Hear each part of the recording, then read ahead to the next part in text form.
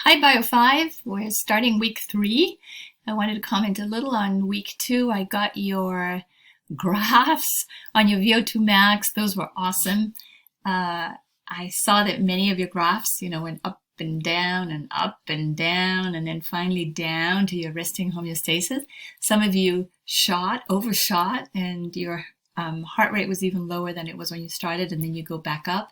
So that's normal. When the body's trying to reach homeostasis, it might overshoot and then, keep going up and down until it's going to level back out again. So by giving you only 7 minutes, some of you didn't reach a resting homeostasis, which was fine.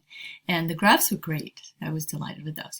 I'm receiving the Labsters. They've come in really easily, so I'm seeing the grades for those, and seemingly that went fine on pH. So I'm glad about that too.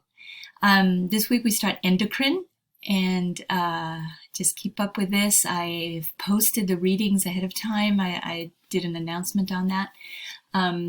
Some of you had wanted to read ahead, and so now you have all the readings for the whole semester. So if you need to go ahead, you can do that. I've also given you some pointers on how to study for this upcoming exam.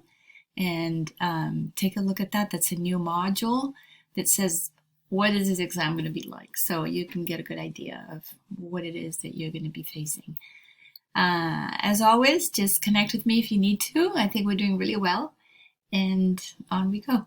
Thanks. See you soon.